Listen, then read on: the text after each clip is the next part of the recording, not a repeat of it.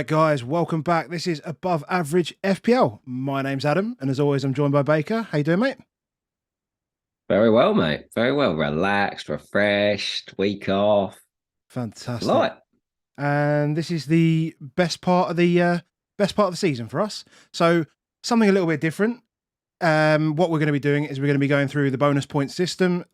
We will go through what the BPS is, and some of the things that contribute to it, the good things and the bad things. We will go through each team individually, and we also have some data to show some of the top players and the top teams and how they've performed pre and post World Cup, just to basically give a flavour, an overview of how the BPS works within FPL. Pre-warning: this is normally a long podcast, so do expect it to be roughly hour 45 to 2 hours, I would say. We'll probably be less engaged with the chat as compared to normal. Just to be aware of that. We won't be taking any questions as such. But if you do have some points that you want to raise and chat within yourselves, and if we see something that looks relevant and we can bring it in for everybody to listen to, for the podcast listeners especially, we will do that. Does that sound good? sounds good, mate. Sounds good. We'll timestamp it all as well. So you'll be able to easily flick to the teams you want as you need to. Yeah. Excellent. So firstly, I just want to thank James from Planet FPL for throwing a bunch of people our way after he finished his live stream. Hope you had a good stream, James. And we'll just go straight into a couple of plugs, and we'll just get straight into it. So first of all, as always, Above Average FPL, supported by Crypto Block Dan. He's at Crypto Block Dan on Twitter. He's an acquisition analyst for a play-to-earn crypto company. It's a fantastic guy, supports the pod and doing well in FPL this season. Drop him a follow if you have any questions about crypto, the blockchain, all that good stuff. If you want to join us on Discord, patreon.com/above average FPL. But if you want to just help the stream, help the channel, make sure you just drop a like on the video if you do like it, of course. And if you want to see more of it, just make sure you subscribe and keep the comments coming in the live chat and in the videos afterwards as well. All really good stuff. The data that we're taking today is primarily from Fantasy Football Hub. So thank you to the guys over at Fantasy Football Hub. We've been collating their data, or I should say Baker has collated the data, and hopefully we've put a bit of context behind it, and hopefully it makes sense and it helps with decision making and picking players over the next 10 weeks, I guess. Yeah, it's not long, mate. It's a couple not of long. months. Couple of months. It's not long. So let's start with it. What is the BPS? So firstly, it's not the BPS system. Let's get that out of the way right now, because the S in BPS stands for system. So the bonus point system is for the 3 best performing players in each match based on a set of metrics that are predefined, that include parts of the game that do not contribute points directly. So, the bits that do contribute, obviously clean sheets, goals, assists. The bits that don't contribute directly, clearances, blocks, key passes, interceptions, passes, pass completion, all that good stuff. And obviously what will happen is 3 points get awarded to the highest scoring player, 2 to the second best, and 1 to the third. Now, there's many people that will be watching tonight, live especially, that will go, we know that stuff. That's fine. This is just in case you're coming across our stream for the first time and you want to understand it a bit more. Just go through this so that everybody's all on the same level playing field. Okay, so just a quick example on screen. The bonus point system there. Saka getting 53 in the BPS. He picks up 3 bonus points. Xhaka picking up 2, and Schlupp from Palace picking up 1. Nothing to add here, mate. This is all basic stuff. We're all good? All the good stuff, mate. I'll let you go through the stuff. So, cool. So what's good and what's bad is basically, what we want to understand. So in terms of goals, each position has a different amount of points for scoring a goal. Now, that's because there are different elements of the game where certain players will not be involved. So forwards will very much not be involved in much of the game except for actually scoring the goals. They don't do many passes, they don't do any tackles, they don't get the clean sheet stuff, all that stuff. So forwards get 24, midfielders get 18, goalkeepers and defenders get 12, and if you get the winning goal, you get 3. There's bits around passing and creative bits, so assists get you 9 on the BPS, 90% pass completion you get 6 points, 80 to 89% is 4 points, and you have to have at least 30 passes. 70 to 79 is 2 points, at least 30 passes attempted on that. Creating big chances, and creating big chances is 3 points. Key pass 1, open play cross 1, successful dribble 1, and then saving a penalty for a keeper. So this is defensive stuff. Saving a penalty is 15. Keepers and defenders keeping a clean sheet is 12. Saves are 2. Successful tackles are 2. Every 3 recoveries you get 1, and every clearances, blocks, and interceptions as a combination you get 1 as well. So that's as quick as I can do that bit. That's all the good stuff. That's pretty good, mate. So I've just got through that like that. But that is all the good stuff. So the action items are the ones where you get points within the game on top of it. So obviously you get your 4 points for a striker scoring a goal. He also gets 24 in the bonus point system. Yeah. Yes. So that's the good stuff. We all want our players to do the good stuff. This is the BPS plus stuff that you see. So yeah, that's all good stuff. Saka, very good at the good stuff. Players like Trent, very good at the good stuff. Salah, very good at the good stuff. Players that are not so good at, players that are good at the bad stuff is Mr. Mitrovic here. And there's I mean, his baseline this season is just incredible. You wait till you see that. It is just insane. But the bad things are things you would expect. So red cards -9 on the BPS, missing a penalty -6, own goal -6, and then yellow card -3. I've put that as baseline, but that's actually an action because you get a minus point in the game. Conceding a penalty -3, missing a big chance -3, Darwin, making an error which leads to the goal, Eric Dyer. And then there's stupid stuff that also hurts the bonus, and these will lose you 1 each on the baseline. So that is a shot off target, being caught offside, being tackled, conceding a foul, and making an error which leads to an attempt at a goal. Yes. Cool. Well done, mate.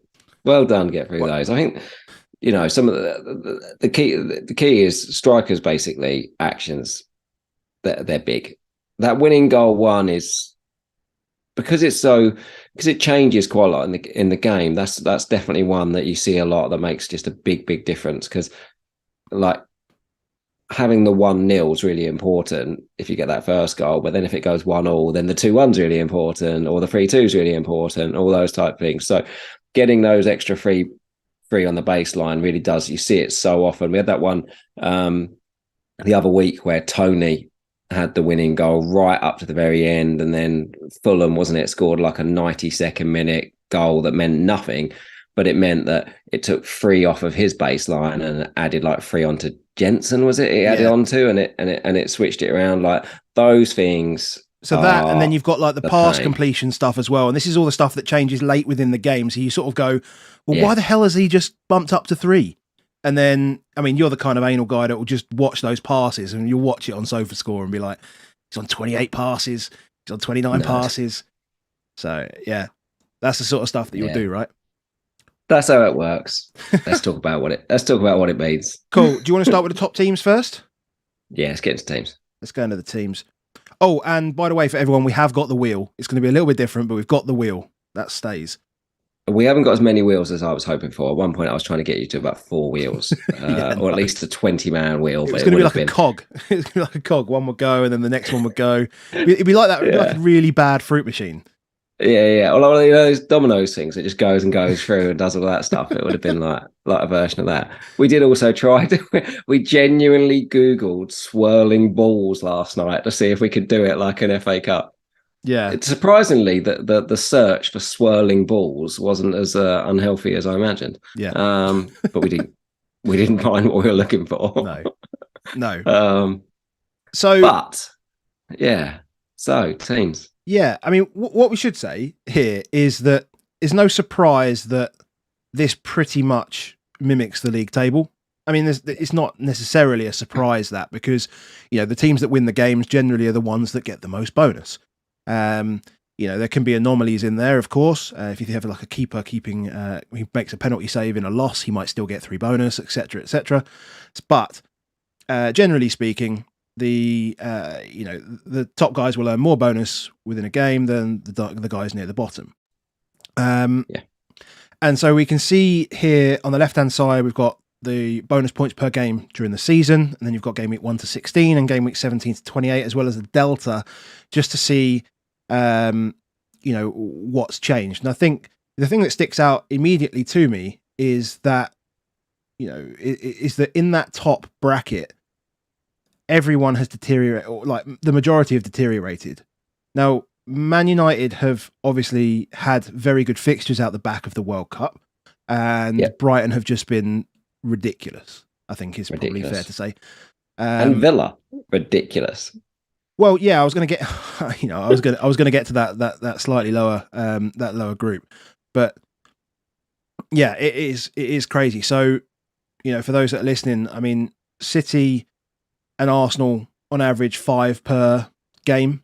So that's quite a lot. It works its way down to sort of, we move into the top 7, and you've got Villa at 3.6 and Brentford at 3.4. And then moving further down into the bottom 6, you've got Wolves at 2.5, Bournemouth 2.4. And, there's a significant difference. I'm trying to remember off the top of my head now, but compared to last season, everything's a bit closer. It's a little bit closer. Remember, than last season. The thing that when we sort of look at like last season's one to the one we looked at earlier, we take away the 3 teams that get relegated. So there's actually like 3 real crappers at the bottom of the league table, which we wouldn't look at if we were looking at now. So, but Liverpool and City both had around 5 points last season. Man City and Arsenal are there. So what does that mean? Why is this important? I guess the important bit on this one is if you want to maximize points, you want to look at players where you're looking at double ups, triple ups, and the like. You want the ability for everyone to be able to get bonus, or you certainly at least 2 of your players get in the bonus. That's the dream. One sets up the other, or a clean sheet and a goal for one of your teams, and they both get bonus. Then that's good. So, out of the supposed 6, and we say supposed 6 because sometimes you can get more than 6 bonus points in a game, just depending on people being level and all that stuff. But Man City get 5 out of the 6 available on average for the season, and they did that last season, and they're doing it again this season. Arsenal are getting 5. They were like 3.3 last season, so that's a huge up.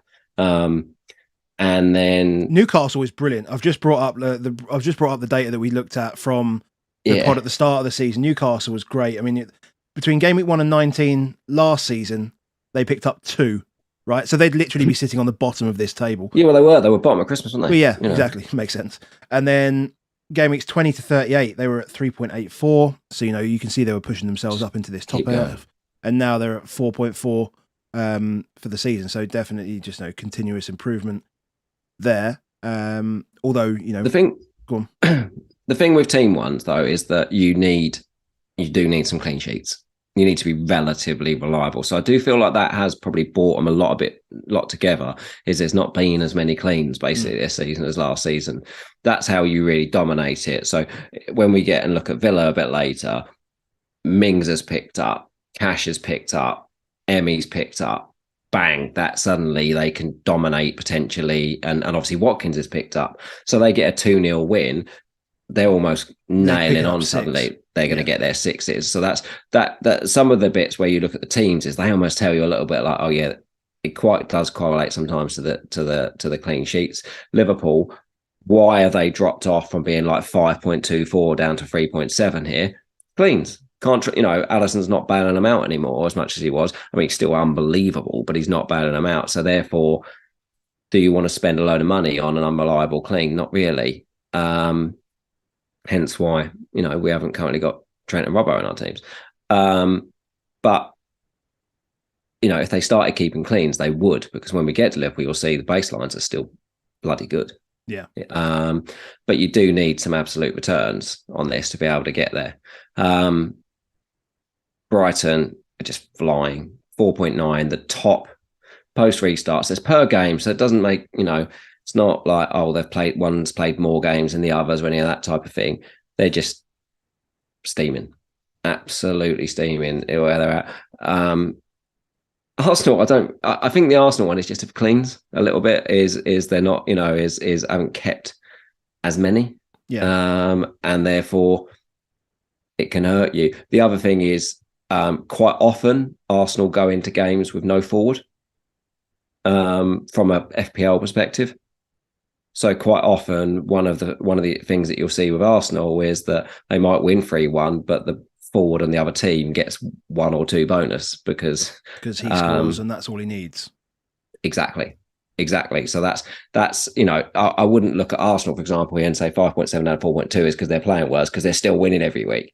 But it's just part of the nuance of, oh, actually, if I've got a striker and he's playing against Arsenal, he's actually quite a good prospect having a striker playing against Arsenal at the moment, albeit, Jesus might be back. And that's part of what you'll see there is look at them when Jesus was playing.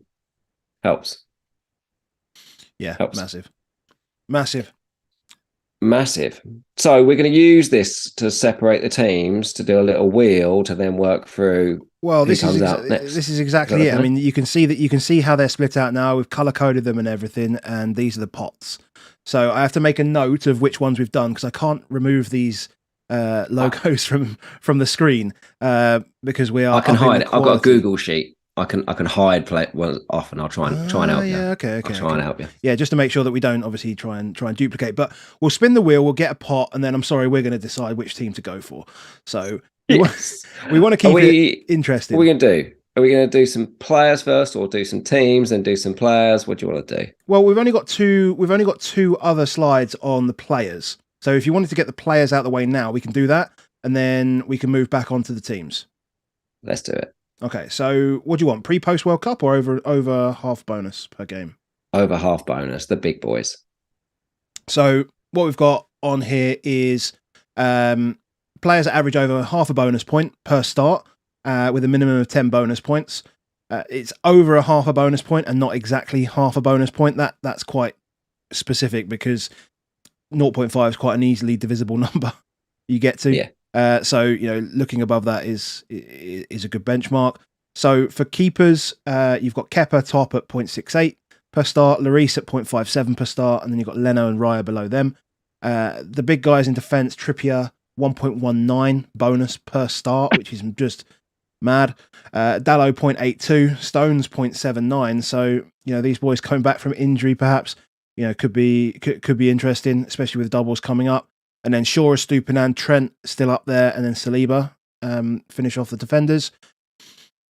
Ødegaard, well, it's all pretty bunched up in the midfielders, but Ødegaard at 0.78. A lot of that, I think, is primarily earlier in the season, but Mitoma very much more recent, 0.77. KDB still there, 0.73. And then Rashford 0.71, Foden 0.71, and then we go down Bruno, McAllister, Salah, Saka, March, and JWP. And then for the forwards, you've got Isak at 1.29 per start, which is just mad. Best in the game. So just need to have him, having a solid run more than anything. You just need him to have the minutes, and it could be ridiculous. And that said, you've got Mr. 90-minute man at the moment, Tony 1.12 in second, then Kane and Haaland 1.07 and 1.04 respectively, and then you've got Ings, Mitrovic, and Johnson. And Mitrovic's number is incredible, actually, given, like, as I say, how bad his baseline is. And his baseline, I just don't understand how he's picked up any bonus points, to be fair. I think there was that stat, wasn't there, before the Arsenal game, about they've never lost a game by more than like one goal. So quite often he would have been that one where it was a 2-1 loss, and he would have picked up bonus, and he would have picked up things and done the little things. It's almost like being the talisman in a slightly ineffective team at times can actually pay in good favours. And then if they are effective, he's likely involved as well.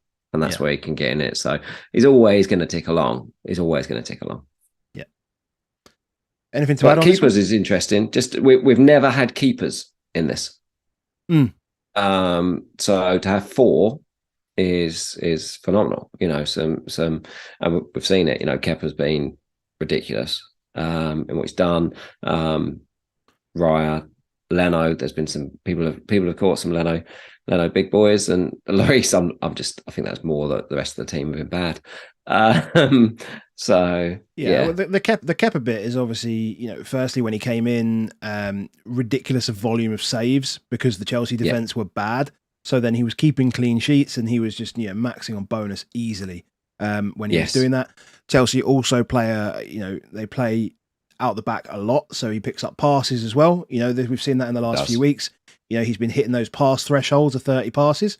So that just gives him a little boost as well. And he hasn't had the risk almost of, the big boys that Chelsea do have in defence taking bonus away from him either. Because I'm playing 4 at the back most of the time for these bonus. We'll talk about Kepa when we get to Chelsea. We'll talk about Kepa because there's some interesting bits on Kepa. Pre-post World Cup? Yeah. So this basically says Emerson Royale is the man.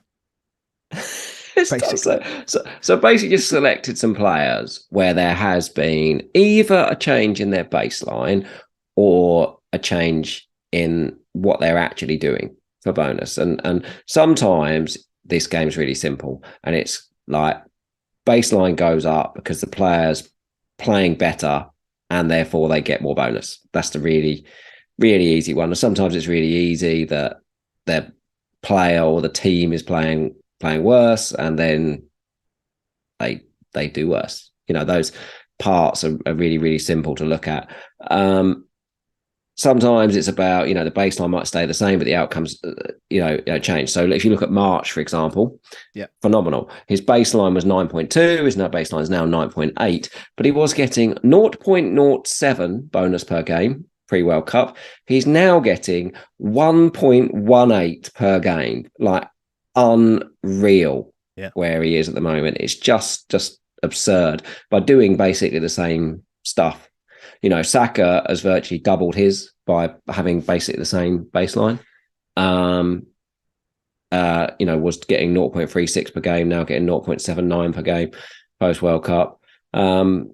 Sometimes, there could be other things behind the story. We'll talk about Kane when we get to Tottenham a bit more, but he was doing the same baseline, as what he was doing pre-World Cup. He's gone from averaging 1.4 bonus per game to 0.69, halved his amount of bonus. Haaland is an interesting one. He, and some of it is that your baseline will drop because you do some more bad things, is so Haaland. And with strikers, it requires very little. They work in a small margin, like a good baseline for a striker is 5 and a bad one is 1, so it might not seem like a lot, changing from 4.75 pre-World Cup to 1.5, but effectively he misses a big chance more a game than what he was doing pre-World Cup. So that means instead of getting 24 extra on his bonus, he now gets 3 off. So it's a 27-point swing, sometimes 30-point swing if it had been a winning goal, which means he's gone from, an absurd 1.5 bonus points per game. So he was, before he even started a game, he was on 3.5 points and getting like 1.1 XG per game. Like that's why we all auto-captained him. He's now getting 0.62 per game. But that the reason why he's not getting it is missed chances. And you're like, well, what if he doesn't miss? So we'll all go back there. We will all go back there. And sometimes it's a role change, perhaps new people coming in. There might be, so Salah, for example, his baseline pre-World Cup was 2.64. Like that's full striker baseline. And it's now back to 7, which is around 7-8 is a winger's baseline, is a standard winger's baseline. You look at Saka, you look at March around there. So maybe that's Gakpo. Maybe that's pushed him a bit wider, and he's not involved in that. But we'll talk about them. Bruno is one we're definitely going to have to talk about when we get there, because his baseline of 15.67 post World Cup is just huge, and hence why he's now getting almost a bonus point a game. He doubled his returns on it, and there's a load of Villa stuff in there where their defensive move, but we'll do those in Villa. Yeah. But all of these things, as I said, we'll timestamp them. You can screenshot them, do what you want with them. We'll make the Google Doc at some point available as well, and you can use that and look at it if you want to refer to for future. Sounds good. Team. Let's get the wheel out. Feels like so long. Make sure the wheel's working first. So let's see if we've got the wheel here. See, look, the wheel's... Oh, it's working. There it is. There's the wheel. Okay, so we're going to spin the wheel, see where we're going to start in terms of pots. And we're going to start in pot 3. So pick a team from pot 3, mate. You pick Can them, I then I pick pick. Can I pick Wolves? Yeah, let's Just do because it. it's Let's the go to worst. Wolves. Because it's the worst. So we're going to spend just a couple of for the really really bad ones. We'll spend about 90 seconds to 2 minutes maximum on them. There's a reason there's not a player here. Like I'd normally put a player underneath the table, just to show how they're doing. But the problem is they're all so bad. Yeah, and also to note, right, in case you're now thinking you're about to see 20 of them that look like this, they don't. This is the worst example of horrendousness because they've changed manager, they've done loads of players played. It's a mess. What you just need to know is looking at it. So if they're highlighted in yellow, it's basically either it's a good baseline or it's a 0.5 or above. I've given them the rounding on that one, 0.5 or above. So they're not very good, any of them. I mean, they've Hwang, Diego Costa, Cunha, and Jimenez. So we talked about strikers are favourable. There's 4 strikers there. They haven't got a bonus point between them this season. Don't pick Wolves players. Don't pick Wolves players. I mean, don't pick Wolves players. Don't bother. The only reason you may want to pick a Wolves player or may consider it is if you were thinking that they may keep a clean sheet, then pick Sarr. Yes, basically pick Sarr because he's going to beat all the other defenders. So he's the one that's going to pick up the bonus, and you can see these high baseline players like Neves is high baseline. Obviously, he doesn't pick up clean sheet points, but Dawson, Kilman, high baseline. I mean, I'm surprised about Collins. To be fair, he must have just not been on the pitch where those clean sheets were there, because otherwise he would have been in that conversation. Yeah. I mean, if Ruben Neves gets a pen, then that's why he just guarantees himself free bonus because he's got a baseline of 14, gets a pen, nobody's getting anywhere near it. Yeah. But yeah, don't pick Wolves. Spin the wheel. Move on. We've got 20 teams. 20 teams. Right. Spin the wheel again. Let's go. Please don't be pot free. Please don't be pot free again. Pot 1. Okay. Who am I going to pick? Your turn. Pot 1? Your turn. We'll start with them. Sorry. Yeah, we'll start with them. We'll start with Arsenal. Yes. So again, YouTube, you've got on here this season, but for certain teams, what we've done, or certain players around certain teams, we want to show last season as well. So it just brings a bit more into the conversation with them. But they're really good. They're really. I mean, they've got 5 players averaging above 0.5 bonus per game this season. It's really strong. It's no surprise at all that, post with no forward, so that as a team, they might be getting less bonus. But when they've haven't got a forward, and I've not even bothered putting Nketiah on here because I'm like, dead asset, really, effectively, I feel. Mm-hmm. But he wasn't hugely taking the bonus anyway. And yeah, with no forward, Odegaard, Saka, and Martinelli have made hay. They've got a keeper in Ramsdale who has one of what you're looking for from a keeper is better baseline than the defenders, because defenders can have some kind of goal scoring action. They can do something. Keepers baseline, saves are included in it. So all they get is their baseline plus 12. That's it. Unless they save a penalty, which is quite rare. So with his baseline where it is, it ain't happening. Like, he'll sneak the odd 1-pointer, but it's not good enough, really, to get there. It's because he's not busy enough. Really, more than anything. So he may or may... He's probably unlikely he'll pick up any passes because he's not picking up any passes. He does sometimes, but only. I mean, they're in huge control of most games, right? So the ball's going to go Gabriel Saliba into Zinchenko, and back, and then out to White, etc. And just the way they control it from there is not going to require Ramsdale to do very much.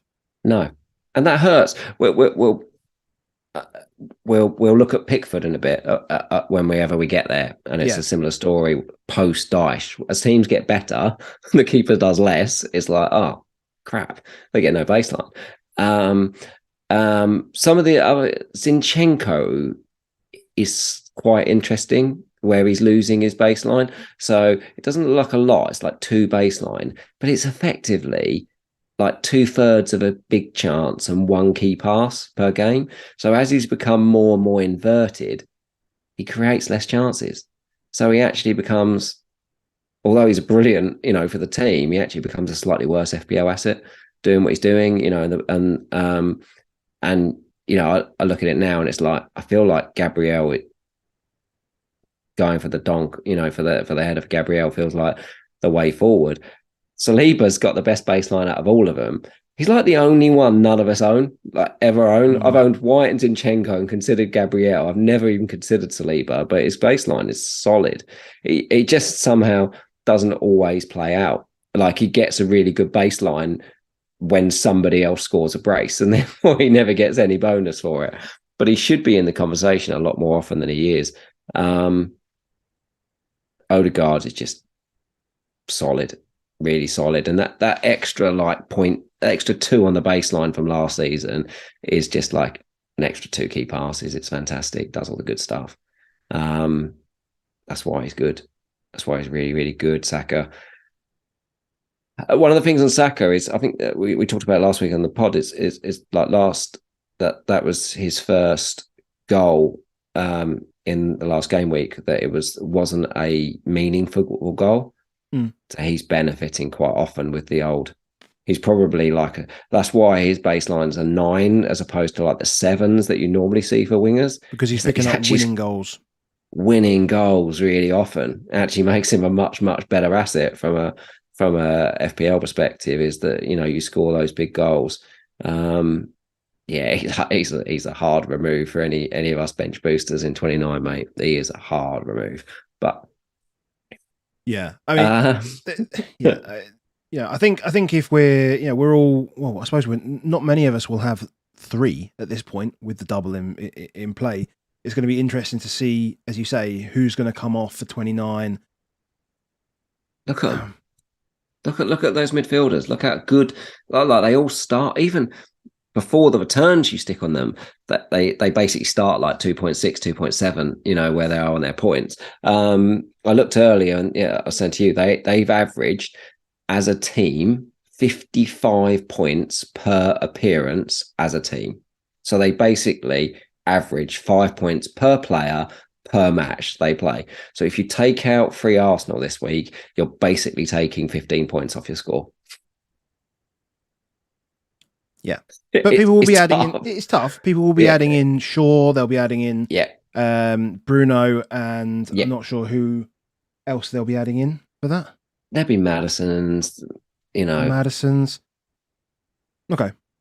I mean, it's not Chilwell's, out of the question that you're going to get up there, but yeah, there will be. But you're not just taking them out for game week 29. Like, that game week 29 is a very good fixture for Leeds. You're looking at it past that and thinking you're going to free hit potentially in 32, 30, 31 are tough and blah, blah, blah. And they haven't got the double in 34, 37, but they're going to hurt. Just look how good they are. They are. Plus, now, what could be a big difference is these 2 weeks of Jesus, because if he's back, we could see them go to game week 1 to 16 kind of numbers. Yeah.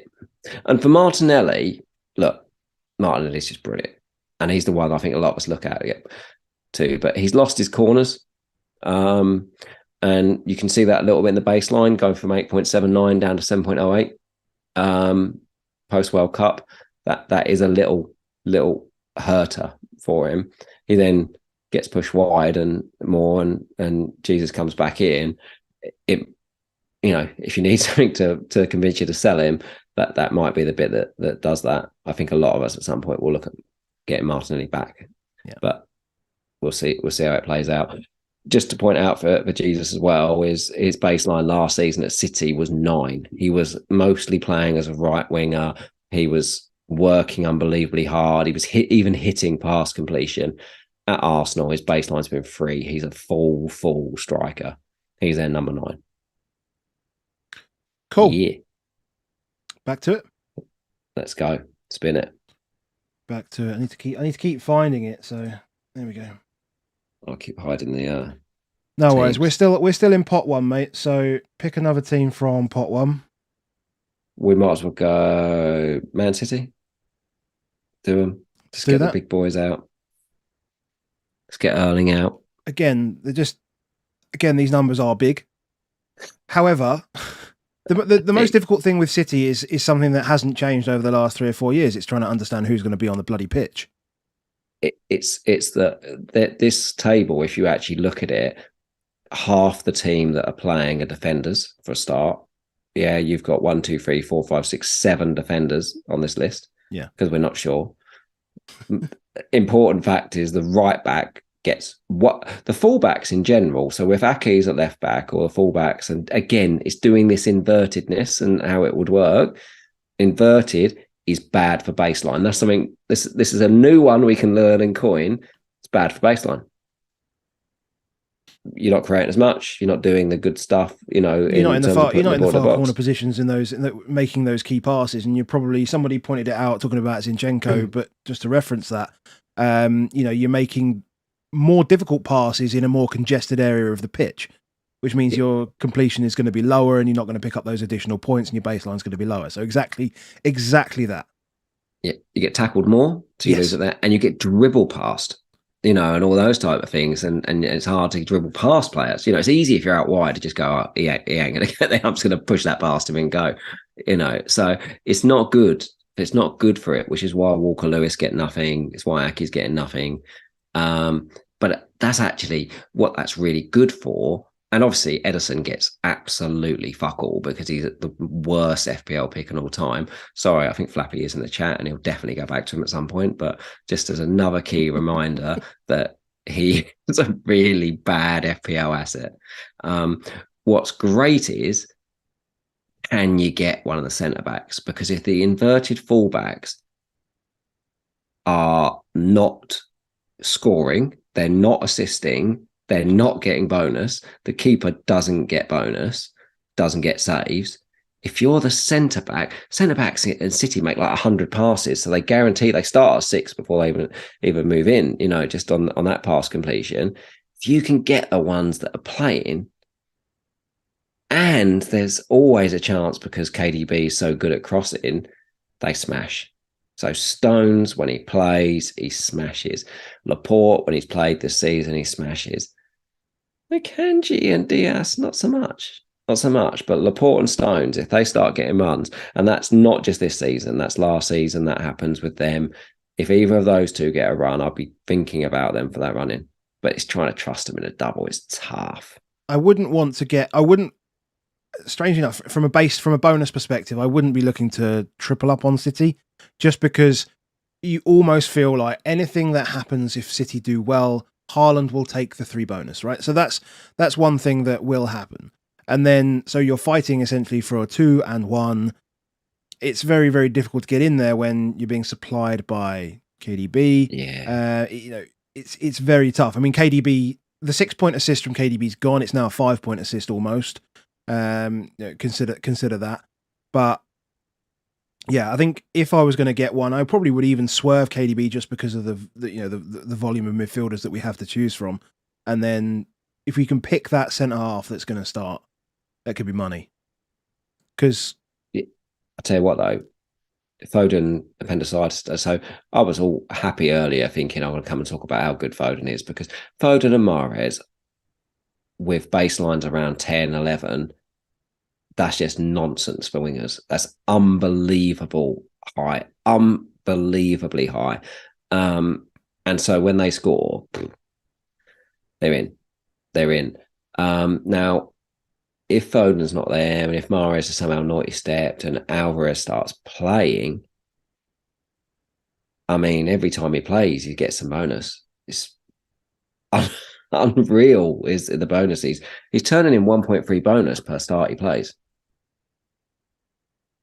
That's absurd. It just, it's a very small sample size. Blah, blah, so blah, how many appearances has he had in there? Yeah, exactly. And that's the thing. But if somehow he starts getting a run, then you never know.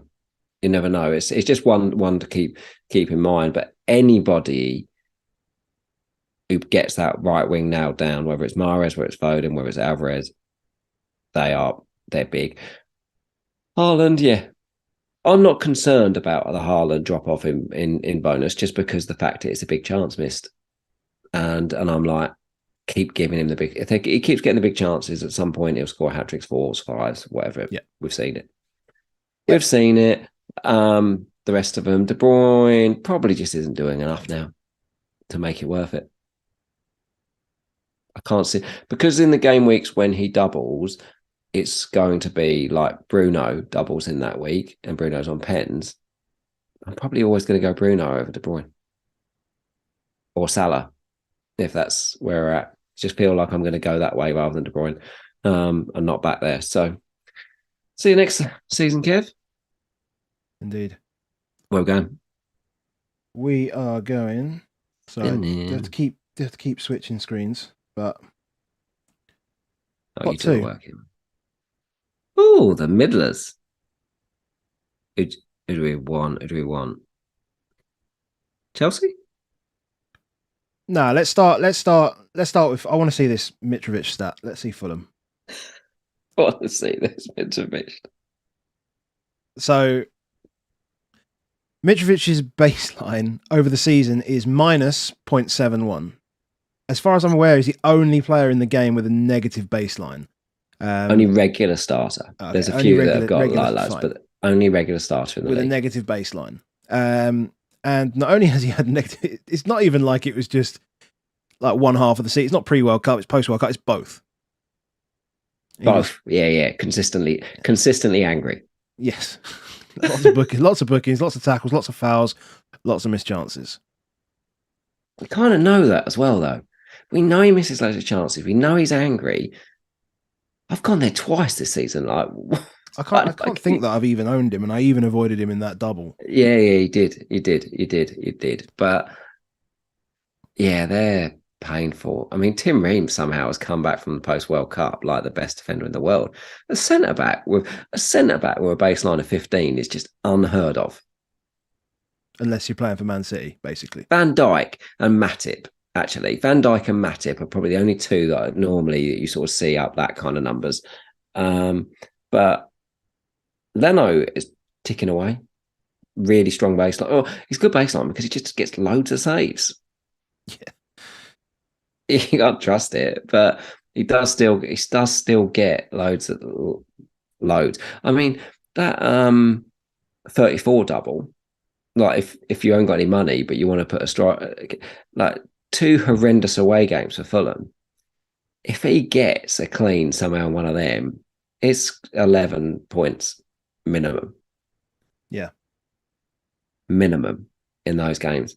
So he's definitely not the world's worst late option. Then we've got, I mean, probably, yeah, and Schuma would triple out in Brighton, so Steele's not an option. But Leno is good. And why he's good is because the rest are so... This is why Mitrovic is still getting bonus when he scores, is when you look at the rest of them, all of the midfielders, Polina... Most centre midfielders have a baseline between 12 and 15. Polina's is 8. Because simply he just keeps fouling the crap out of everybody. Reed does very similar. Andreas bangs out. You'd think Andreas would get like the amount of corners he takes and crosses. Like he's got like a striker's baseline basically, because he fouls a load and he bangs a load over the bar and just shoots from anywhere. Yeah, Mitrovic benefits because although he's angry, the others are also angry. That's probably as much as we could say with it. Is Leno, maybe. I'm not going back to Mitrovic. I'm not going back to Mitrovic. I'm telling you now. That double's horrible. I wouldn't even bother. I am not going there. Yeah. And that's Fulham. See you next season. See you next season. All right, we'll play again. Let's see where we're going next. Pot 1. I'm going to get rid of all these pot 1 teams a bit early. See, the whole point of the wheel was to try and not do this. But there we go. Wow. There we go. Give the people what they want. Where do you want to go? Liverpool? Liverpool? Yeah, okay. Do Liverpool. Yeah. Last season's top bonus boys, not so top. baselines for Alisson, for Robbo, for Trent is still really, really good. Really good. Yeah. And In fact, Alisson's is better. Robbo is better. Trent's not quite, but that kind of makes sense. because his was like we'd never seen. Yeah, basically. But Everyone else slightly lower, but yeah, Van Dijk's and Matip, I think he's done. I think he's done. I think that's him done. yeah. You know, to drop to like 11 where he is. Even Van Dijk. The good part about Matip being done, I feel like the corners are aimed. I know Konate is really good in the air as well when he's back, and we'll have to see how it goes. But I do think about Van Dijk. I feel like, is he just going to be on the end of every corner now? So regardless of whether Robbo or Trent because take none of the them, midfielders can head the ball, and basically Gakpo is the only person. Well, no, Darwin, I suppose. they don't really get on the end of You don't many really headers target from them, do you? corners. No, they're good headers from a cross type things and Yeah. ones like that. But you feel on set pieces, they're just everything's gonna go to Van Dijk's head. So although his like second half of the season, although his baseline is lower than the others, he's actually getting more bonus because they're getting 9 points for the assist and he's tucking away with, what does he get, 12 points for his goal. Yeah. So he's the winner. And it's working. So if we want them in said double in 34, Van Dijk, if you can't afford it, might be the option. This is why I like 32 free hit, though, is I want two of these defenders. I quite like the idea of having these in a good home game and saying, yeah, I'm not going to spend the money on them, probably on Robbo and Trent for the rest of the season, unless somehow something magical happens over the next 2 weeks, because football's a short game and things do happen. But it's quite hard. You've got to kind of start breaking your team up a little bit to be able to get the money to them at the back. But having the opportunity to have them in either a free hit in 32 or in a double, that's good. Which they've got Tottenham and Fulham at home in 34, so either or. Yeah. Either or. Whether you do the free hit in 34 or do the free hit in 32. Because you just won't have enough time to bring them in. It's more time, isn't it?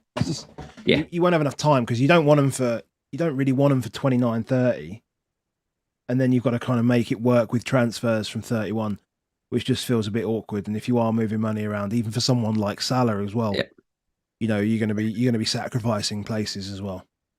How many times have we said on the pod that the midfield doesn't matter for Liverpool when it comes to FPL? We've talked about it ad nauseum. Fabinho, Henderson, Thiago, and Elliott haven't got a single bonus point between them when they've started any game. Well, Elliott's got some, but not much. Oh, sorry, since the restart. Yeah, since the restart, nothing. Yeah, but the other three are nothing. Yeah. Nothing. That you don't see that in any other team we look at tonight. Even Wolves have got some baseline, some bonus from the centre midfielders. Never, isn't it? But yeah. But Salah. So Salah's, when you look at it, my original thoughts on Salah was gone from 2.64 baseline pre-World Cup to 7. It sounds like he's being more creative, like he sounds like he's being a bit more midfielder.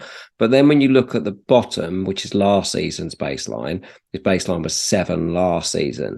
So maybe he just wasn't doing enough in the first half of the season. And maybe he is. Like, you can spin the narrative however you want to spin it. But maybe old Salah's back, if you want to call it that way. If you want to take it and run with it, that might be it. I do still think when I look at those baselines, if they shore up their defence, that defence is just going to blow the rest of them out of the water, unless they start scoring 3, 4, 5 goals every game. Because the baselines are still really strong at the back. So it would still lead me that way. Darwin. Kind of want him to do well, don't you? I like Darwin, but the base. You like Darwin because he's a cheap entry into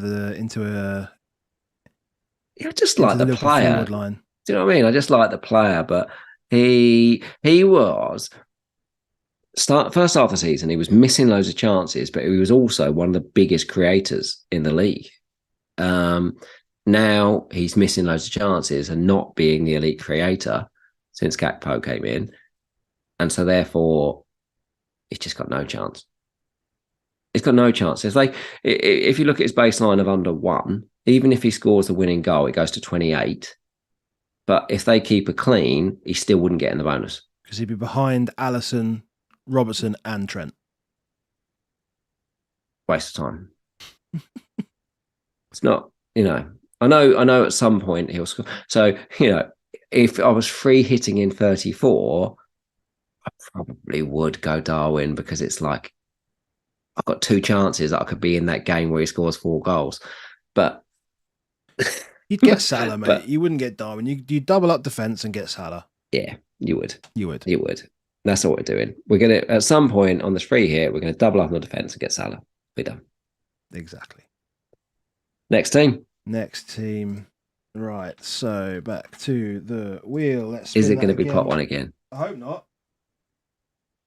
Pot 2. Pot 2 is good. Who's in pot 2?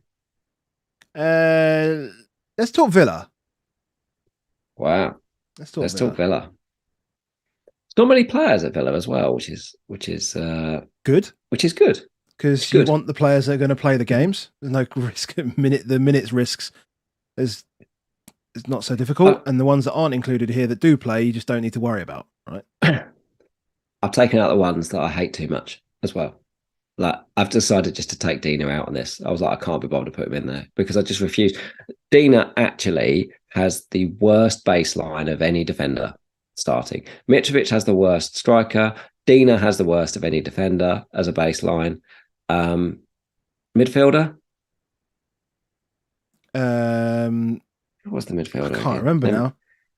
Who was the midfielder? It was definitely a troll, wasn't it? The keeper, we won't be surprised at, is Ederson. Yeah. But you will not be surprised at Ederson. Oh, guess what? It's Zaha. Oh, yeah. We'll get to him. Yeah, of course it is. All trolls. But I've just taken him out. I've taken him out. That defence, post World Cup, Emmy, Marino, Cash, Mings, they're banging. They're all increased their baseline, and it's basically they're all working harder. Like, it's all a little bit more on interceptions, a little bit more on clearances, a little bit more on blocks, a little bit more on tackles. It's just little bits. They're just working harder. And that's when baseline is quite useful to look at. And you're like, I trust this team a lot more than I did. Yeah. The whole team moving up in one unit as well. And results off the back of that are, is what we're seeing on the pitch in terms of score lines, et cetera, et cetera. Yep. And as you said, when they clean, and it's not even that actually, it's the defenders. I know the baseline here, but looking at the bonus points, the defenders are actually getting involved in assists. So Moreno's had an assist, Cash has had an assist, Mings has had a couple of goals as well. So they're all just getting involved now much more. And then we know Watkins has been on, the good run of goal scoring form. Use that word lightly, I suppose, but he's been. It kind of plays out, Velo, exactly how you'd want it to play out. Defense is really strong. It's all led towards Watkins. Bonus feeds towards the players of how it sits. And we never showed that pass map that you had, did we? I don't think we showed the pass map in the end. We did or not, but it's all like everything happens before Watkins, but it ends up at Watkins all the time. Yeah, for him to do the good and bad things.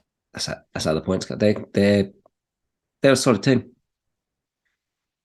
with limited options as well. So, just in terms of fixtures, though, now you've almost had the best of Villa, don't you think? Yeah, I don't think I would necessarily be thinking core, I better get more Villa, but I do think that Watkins is still, a really good option because you're going to be going into it. You've got the double and then the home game versus Forest and then the home game versus Newcastle. Like, Newcastle haven't been particularly explosive. You could see cleans in 30 and 31. Like, Yeah. I don't think it's even the world. I don't think we would do it, but I don't think it'd be the world's worst option if you looked at your defence and you didn't like it in 30-31 to go Brentford defender to Mings. I don't think it's the world's worst. It's like the least sexy transfer in the world you'd ever do, and you're probably not going to do it. But it'd probably do okay. Not much It'll else probably there. do okay. Feel good. Feel good. Emery doing a good job. That's what the table shows you. Emery's doing a good job. Yeah. They were making good time here. Back to pot one, though. Wow. Is it time for us? Yeah. We've talked about too many good teams. We better talk about bad team. Well, I think the thing that sticks out to me here is I mean, this is not, I don't know whether it's a good or bad thing, but Perisic and Porro are wingers, so we can see that quite clearly. They are not your typical fullback / wing back. Well, I suppose they are a wing back in that sense, but their baselines are so much lower. So, you know, from a cleans perspective, you know, they're not getting involved in the bonus. You need them to have output, just in the same way as you. And even if they do get output, they still need to clean. Like, so Porro scored and doesn't get a bonus. Yeah, because they only get 12 on the bonus on the BPS. Well, yeah, and then we don't clean, and then Tottenham don't clean. Yeah, don't clean. We concede 3 goals. So, you know, is like you can see positionally the difference between Porro and Royal. That's the first thing. Like, it's an actual weapon. Because Emerson looks like he's Trent, but he's actually just an unbelievably volume-heavy defender. Because he's quite rash. He gets in, he blocks a lot, he intercepts a lot, he tackles a lot. He's not a passive defender at all. All of his bonus is tackles, recoveries, and clearance blocks, interceptions. Do you know why? Because we sit around at the back, sucking it up. So we have to block a load. We have to do a lot of that stuff. Yeah, and where the likes of, it's kind of like doubles up. So sometimes we play Davies and Lenglet, so they sort of like both shift over to that left side. Whereas, you know, Romero's just a madman. So Royal was often like Romero would just go running after it, and then Royal would just clean up whatever doesn't happen. It's been very useful for Royal. I hope we never see him again to make him an option. It's, you know, potentially, certainly under CONTE, but who knows? That's the whole point about this. Who bloody knows? Yeah. What do we say about Tottenham? Well, it's Kane or nothing, right? I mean, Son is just a clear regression on his performance. There's nothing's really changed about what he does. I suppose what we're not seeing, I mean, there is a regression from last year, which feels like tackles more than anything. Player being tackled. Yeah, I think for Son as well, he's lost some set pieces to Perisic, hasn't he, this season? So hasn't helped him. Kulusevski, that feels like what we're seeing. You know, from we did the bonus pod at the end of last season, we were saying about Kulu was like a City winger baseline, and now he's like a normal winger baseline. And we're not very happy about it, are we? We're not happy about it because he doesn't score enough to be a normal winger baseline. Yeah, it's just pretty rank. And the Kane bit, I mentioned it earlier. So his baseline looks the same, but it's not the same. He was getting 2 more on his baseline at post-World Cup, pre-World Cup, sorry. He was getting 2 extra. So, but he's also getting 2 more minus in pre-World Cup. So he ends up about the same. But I want someone that's, you know, we talked about Darwin earlier, where misses loads of chances, but it's creating loads of chances and it works out. It's kind of a bit like that with Kane. If he's not creating as many and he's not missing as many, it doesn't make him as good an FPL asset. So therefore, he doesn't score as many or assist as many, and therefore his total bonus points goes down, even though his baseline is roughly about the same. But that's what we're seeing. Yeah. Add to that, the whole team's completely dysfunctional. So therefore, if we, look at the last game. You ship 2 returns to Walcott, an Adams goal, a Ward-Prowse goal. Well, he did his bit. Unfortunately, the rest of the team didn't, and then others go in. We're just a mess, and hopefully, we never have to see it under Conte again. Let's move on. Move on from Tottenham. Yeah, we've been so happy talking about Tottenham in the past on this. We have been. If Conte's still there, it's going to be hard to keep Kane. If it wasn't the Bournemouth from 31, I think we would all be looking at him this week. Pot 2.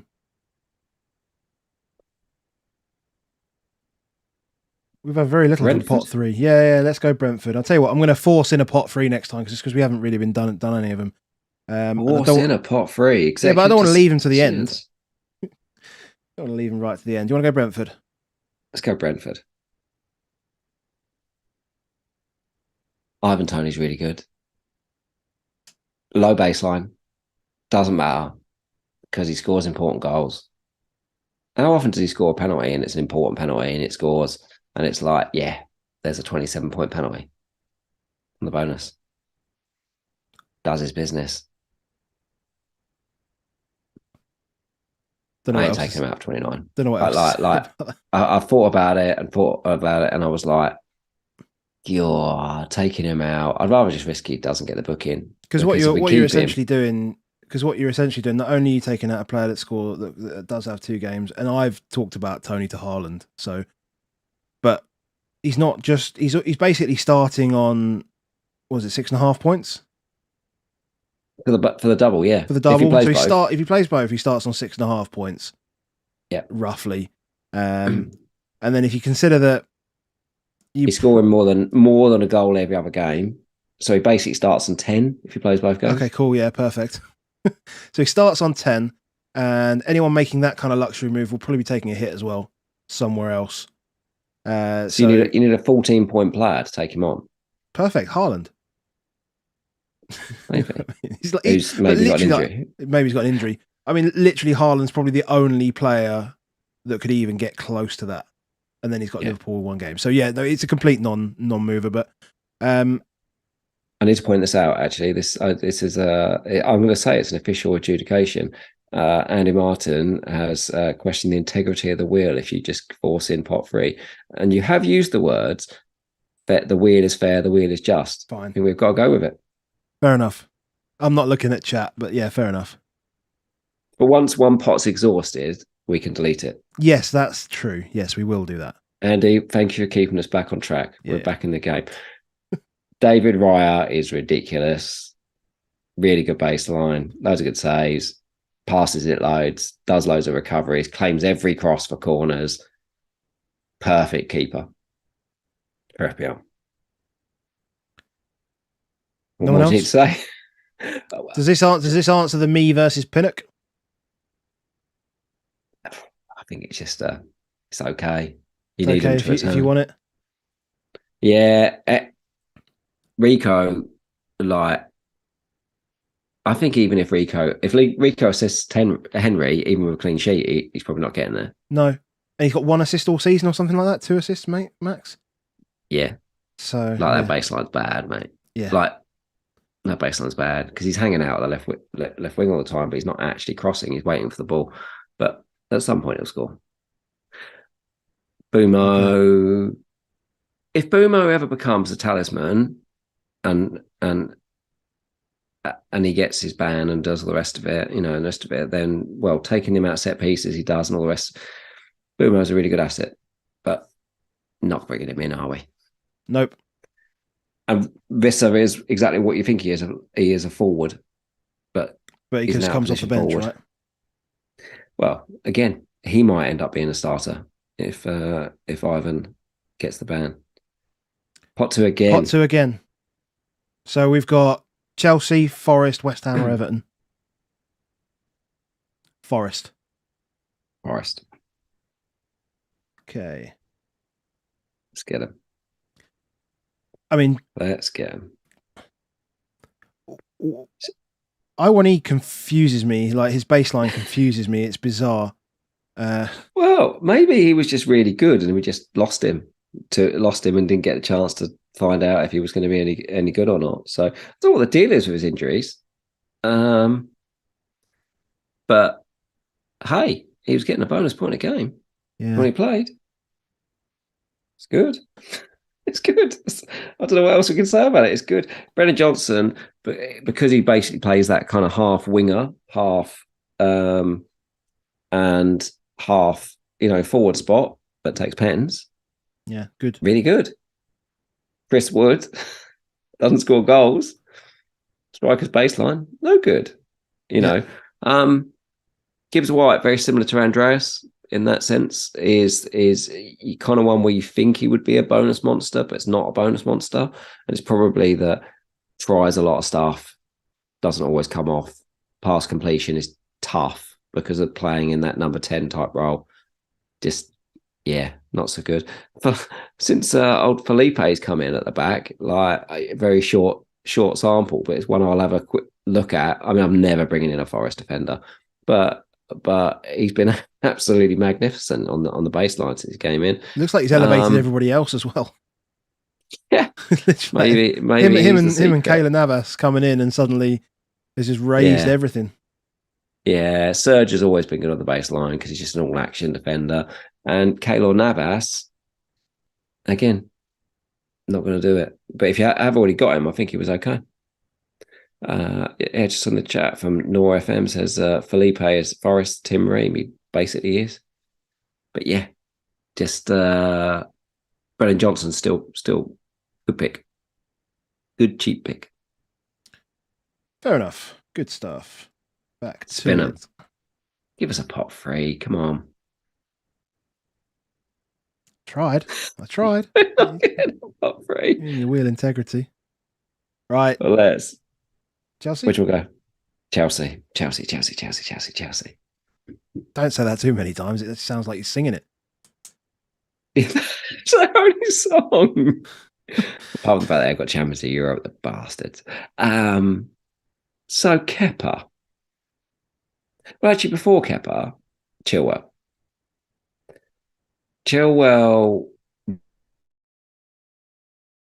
on the other week, on the pardon, you and Tom were saying that you felt like he was a bit more left forward, and I was like, I'm not sure. I feel like he's a bit more creative than I've seen him before, and so forth.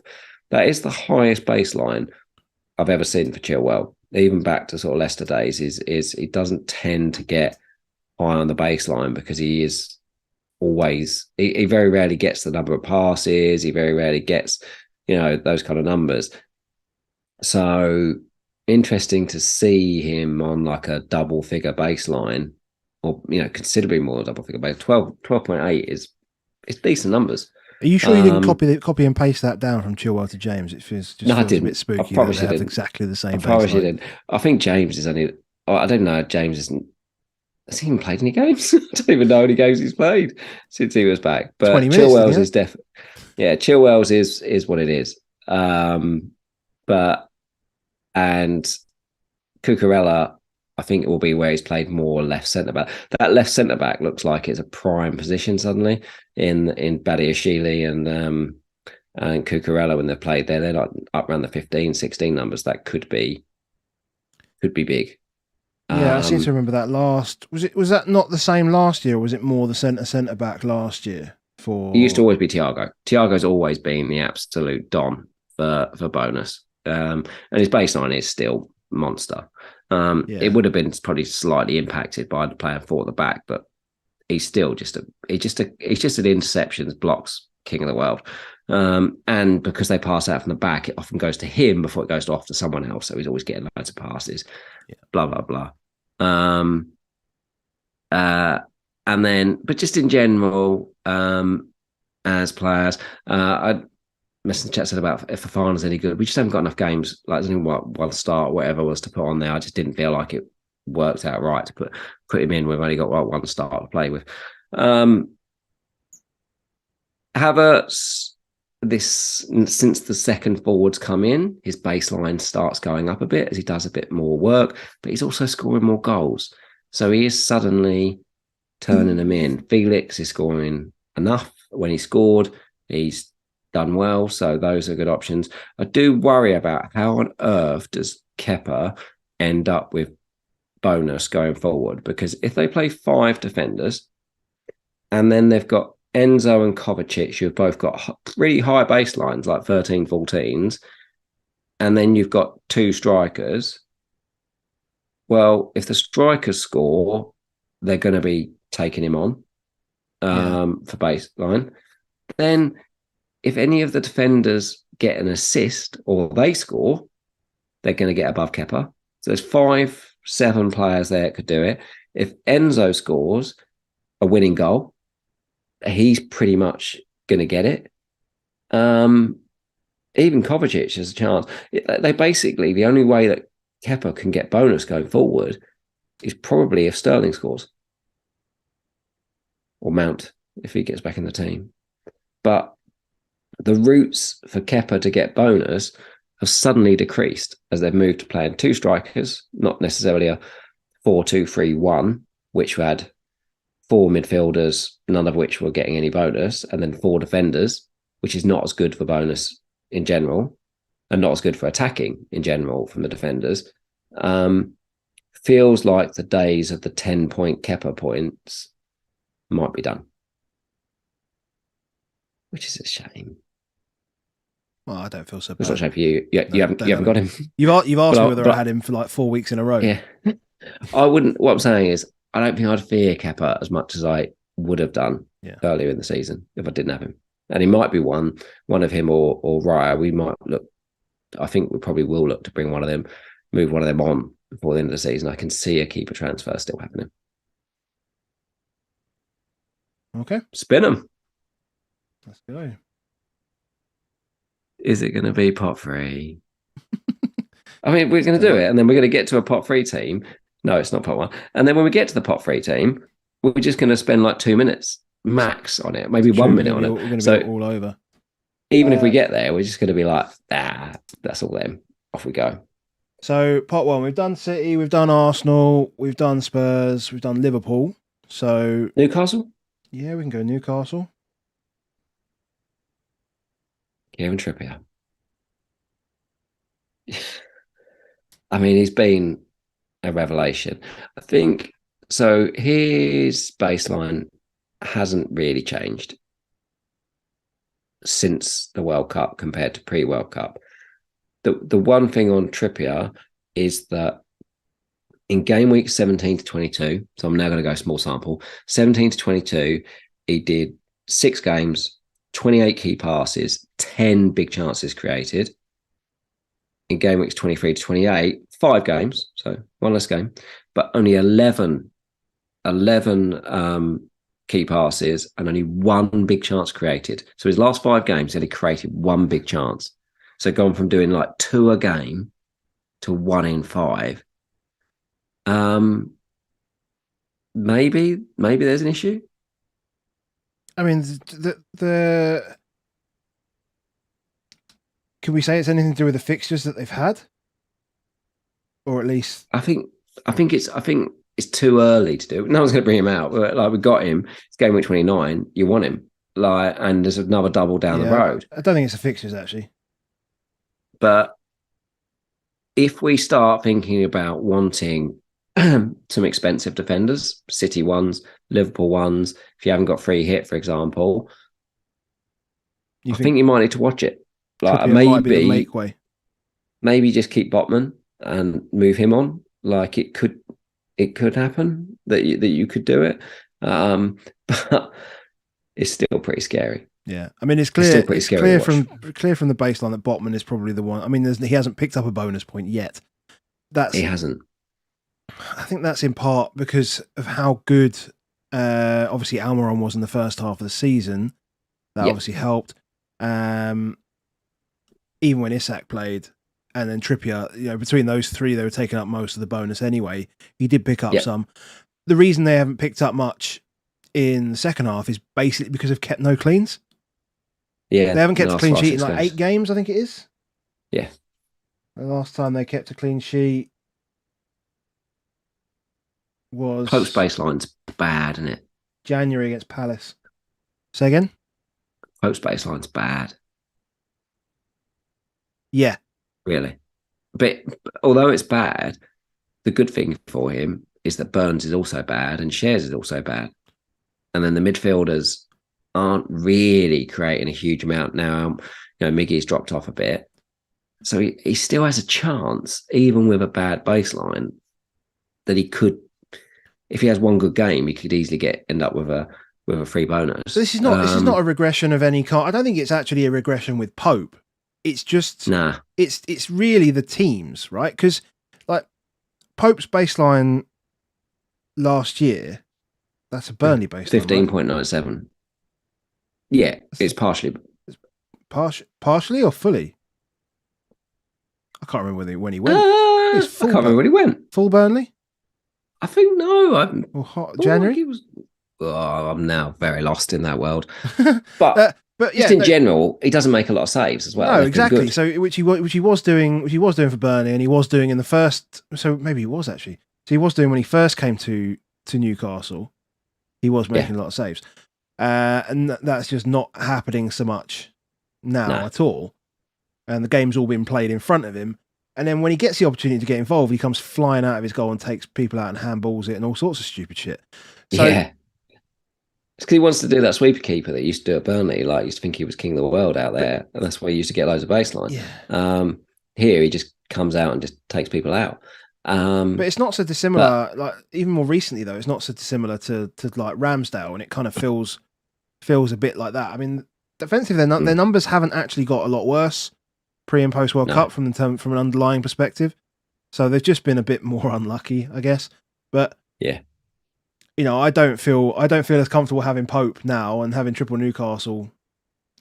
Yeah, it feels like when it pays, it'll pay, but it'll pay big. But it just doesn't feel like. I can see a lot of people with Pope moving on to an Allison or an Edison at some point. I can see that happening. Because you've got the money there. But I think one of the big things for Trippier is that the others are just not so good. Bruno last season was really pushing, making loads of like key goals and stuff. Don't see that anywhere near as much as we were seeing. Isaac, they're all small samples. Like they're big numbers here, but 1.2, 1.3 bonus per game, but it like he could have 4 or 5 non, and then we're like, oh, but if he does keep doing this, then it's one we got to keep an eye on. Wilson looks like it's regressed considerably. The striker for Newcastle for some time now has done very well in the base in the bonus. We've talked about it on Wilson last season. 0.88 bonus points per game last season. Well, that's because he was involved. Yeah, that's because he had like 85% goal involvement. Which is just, and if that's the same again, if Isaac's in there and getting that kind of goal involvement, he'll do it again. He's cheap. We've got to keep an eye on it. Right, spin Newcastle. Let's see what we can get. How many teams we got left? I was just having a quick look at that. We've got 2 from pot 1. We've got 2 from pot 2, and we've got 5 from pot 3. This is beautiful. We've only had one pot 3 team, and it was the first one out. Spin it. Pot 1. So Brighton or Man U? Brighton. No. Let's. Okay, yeah. Let's do Brighton now. Yeah. Brighton really good. But just immediately looking at this, just double figure baselines virtually the whole way down the team. Just good, really good, really good. They're creating lots of chances. I mean, you can see, and it was something I was looking at when we were looking at the players earlier. You can see that change in role for McAllister, and you can clearly see how he goes. It's like a winger's baseline, but that's probably because, as you said, he's not playing 8, he's playing 10, and he's not playing 10, sorry. He's playing 8, so he's picking up bits of the 8 baseline, but then he's going number 9, so he's spending like a few minutes doing that striker baseline stuff. And so he gets a mix of He's the like two. half the game he's getting a 12. He's on a 12 baseline. Half the Okay, game he's on a 4 baseline. Or 4, Ends yeah, up, ends up somewhere in the middle. So this change of role for those listening, McAllister averaged 0.79 bonus points per game at a baseline of 13 pre-World Cup. Post-World Cup, it's down under 8. And it's 0.43 bonus per game. And it's purely because he just misses more chances. Yeah, he's taking more shots. He's missing more chances. He's missing more big chances, and he's not creating as much. He was taking more set plays and free kicks and the like. His job is hold and then run and make myself in the box and get there and get on the end of stuff. So he is a finisher now. That's it's a good thing from returns. I think it's a good thing, but I think it does limit him potentially for bonus. And when he misses them, it really hurts him, because what it also does is it gives the people that normally are creating them are either Gross, Matoma, or March, and it gives them free on their baseline every time, as opposed to free off his. It's a 6-point swing, and therefore that's why they're so good on baseline and on bonus post the restart. Matoma and March, are averaging 2 bonus between them per game post World Cup. They are flying.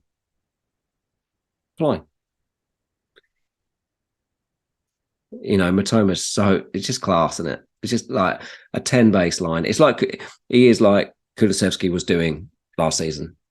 Yeah, basically. Very, very similar type returns, number of returns, but he's 5 million. Like, just really, really good. Really, really good. How do you feel? Because I just sold him. Yeah. I hate it, but I do want to chase the goals, and I do still feel the goals is in McAllister, and so that's what I want. It's that weird one where I've gone down one to make the switch, where I'm like, do I need to go back now they haven't got the double in 31, because I'm like to bench him and stuff? But I just look at this and think these are really good assets. And if for some reason by the time it comes around Matoma looks like the one to go back to, I can still do that. It's not really the end of the world. It wouldn't bother me. Do I like the fact that I don't own Matoma when he's going to be about 90% owned? Because he's been the highest transfer in per hour every hour since the deadline's gone. Yeah, I hate that. But Stupinan has become a monster. Yeah, huge switch. Standout. Huge switch. But that's a role switch almost as well, I guess, because was he playing more advanced and Mitoma's kind of just sort of taking that up, because Mitoma wasn't getting the minutes early on. He was never getting past completion, so I think he was playing out, but now he gets past completion. So it doesn't necessarily mean that like again, similar to the Emerson Royale stuff, doesn't necessarily mean that he's gone forward in terms of the number of shots or crosses and things that he's doing. But he's always now hitting his defensive numbers. He's always now hitting his pass completion numbers, which means that he starts with a much bigger foundation. And now if he does get any return, it's double digits all the way. Yeah. It's just 14.5 for a baseline up from 9.5 is a huge swing.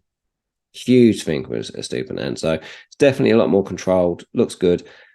Stupinan, I mean, we'll find out whether he gets back from Australia and all the rest of it and stuff, but he just looks great. March is finishing. Strikers. Thought you'd finished. Who knows if they play? I think that is it. Yeah. They're really good. They're all really, really, really, really good. Okay. Who we got left? Pot 3. Hey! We've got one. Nice. Who on earth do we want? Leicester. Well, Leicester's the one. Leicester's the one we want. That's the one we want. Because we've got Madison. Oh, I find myself just rubbing my face every time we have to talk about Leicester. Look at their defence post World Cup. I mean, it's pretty good. Apart from the fact they have no bonus points. Their baseline's nice. They just have no bonus points whatsoever. They just chuck it in their net. Just because they do stupid stuff. Because, yeah. So the striker for Leicester historically has been fantastic. It often is in a 4-3-3, 4-2-3-1, like those kind of formations. It's normally fantastic for bonus. Vardy historically has been running at like 1 bonus point a game, and he's just clearly just done. Just done. Yeah. Nacho is still achieving 1 bonus per game when he plays, but who knows if he's going to play or not.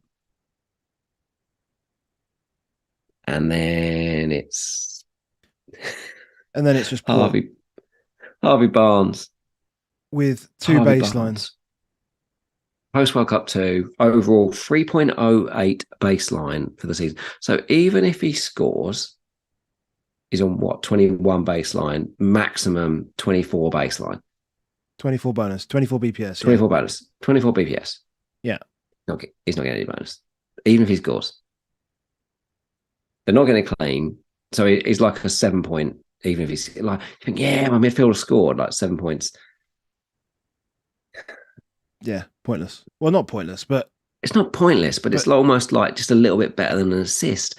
But when you watch him play, you're like, what? I can get a midfielder that's right up there playing virtually the highest man on the pitch. And you're like, yeah, but it's never, like, he hasn't got a single bonus point all season as Harvey Barnes. Because he does nothing. He does nothing other than stand up there and make the runs. He's an outlet. He just misses big chances, that's why. Well, it doesn't help him. That doesn't help him. Maddison's basically running about the same as what he was doing last season. But he doesn't get as many bonus because nobody finishes his chances. He's not scoring enough, and he's not having his chances finished enough, and so he doesn't get as many bonus. Yeah. I seem to recall he definitely switched last year between the first half of the season and second half of the season. Yeah. In just the way they... they switch, though, every other game. That's the problem. You never fully know what system they're going to play. But I did a like heat map thing of like him versus McAllister. Like, it's very hard. It's very hard to say right now for me to say that having Maddison is better than having a Brighton asset. But you look at it and you think it's a really good double. It's the only double with, I think, like the 4 days in between it. Most of the doubles are pretty short, like Saturday, Tuesday, or Sunday, Wednesday. He's the one that's got like the actual break in between it. He's played for England. I say he got 90 minutes today, didn't he? Best part of, but just a real positive for him that he's actually getting recognised and playing for England is a fantastic thing for him. I'm just going to try. I'm just trusting the player, Maddison. Yeah, I mean, the issue is his fixtures are quite good apart from that City away game. I think we'll probably know a bit more about where we're going to move people until to that by then. I do think we'll be looking at him potentially as a move on in 31. But this 29-30 could be really big. Could be really big. Other than that, stay well clear. And yes, Ward's got a solid baseline, but he can't save. So that's an issue. Okay. Yeah, on that note. We're almost there, mate. We're almost there. We're not far away now. Doing all right. We're going to have to default. Oh, pot free again. I love it. Where do you want to go? From one troll to the other. Let's go Palace. Let's go the man who just says, hold my beer, Harvey Barnes. Well, it's better baseline, slightly. Actually, no, worse across the season. It's worse across the season. 2. Even Edouard's got a higher baseline than Zaha. 2.35. Gets tackled every 5 minutes. Shoots off target loads. Never does his pass completion. Never does anything that's any good at all. And now he stopped scoring, so he doesn't get anything. But look at that. They have had... And I do feel like, Vieira was unlucky. The issue was that their game week 17 to 19 was okay, and they like conceded 10, scored none, and lost 3 games. Losing that sort of 3-0 to Fulham, whatever it was, they lost, and the 2-0 to Bournemouth. That was really the end. After that, they were already knocked out, and then they just run into the worst run of fixtures, and it's just annihilating them. At least they somehow manages. He takes a lot of set plays and does all the things, and he's good at crossing. So he's still holding up, despite the fact that I always feel like when I watch him, he's playing worse than he was playing last season. I feel like he's gone backwards. Because he can't. Well, it's a weird one because I don't know whether it's just he can't be asked or whether it's just that's just the way he is, being like. Yeah, it's almost like that interview's now. Yeah, the interview's it's very. He's got a Benny Asuakotu vibe to it. He's like, I'm good at football. I play football. When I do well, it's because that's my job. Yeah. What was it? I received pass, I shot, I scored. That's good. Yeah. What? Their fixtures are good going forward. They are the best. And frustratingly, I was trying to find this Opta power ranking fixture difficulty thing, but their fixtures are... Well, you can just look. Just mad fixtures, mate. Yeah, I know. They're good. If they get sorted a bit, and if they pick up a little bit, Guaita is... Look at his baseline compared to the rest of the team. Yeah, he'll pick up the 3 bonus. But you've got... If they keep it clean, he's getting 9 points, 10 points. They've got a clean. But if those fixture runs, could they pick up 1 in 2 cleans in each of those games on those fixture runs? I feel like they could. And therefore, you could be getting an average of 5 points a game from Guaita from post, not get him in this week or the week after, but at some point, he might be an okay transfer. I don't mind it. I don't mind Guaita as a keeper pick going forward. I think if I still have wild card in hand, I think if I was people were wild card in 33, I think Guaita would potentially be there as one cheap one with someone that's going to double. But I like him. Yeah. No doubles puts me off a little bit. Like no doubles and generally bad team. I know it's good fixtures, but yeah, doesn't make me feel good. But the teams that are doubling that are left are expensive teams. And therefore, money is going to get tighter. So cheap keeper feels a good option. Fair enough. We probably won't do it, but it's just one. If it looks a bit tighter over the next couple of weeks, that might be somewhere you could go because it stands out from a bonus perspective. Fair enough. Spin them. I'm struggling. I feel like I'm going to sneeze any second. It's going to be a nightmare. Sneeze while spinning. I can't. Is this it? Is this the last pot one? Oh, I've lost Man U. Yeah, pot one. I've lost him. Man United, last pot one.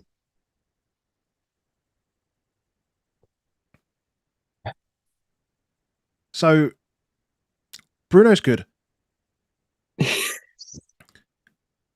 I think what's interesting. There's a couple of things interesting here. I mean, firstly, I feel like Dalot is a much better asset than Shaw. Potentially. Do you? Oh. Well. Because would you trust him in a double to play both games? I'm not sure I'd still trust it. Like, Wan-Bissaka's been all right, like, when he's played.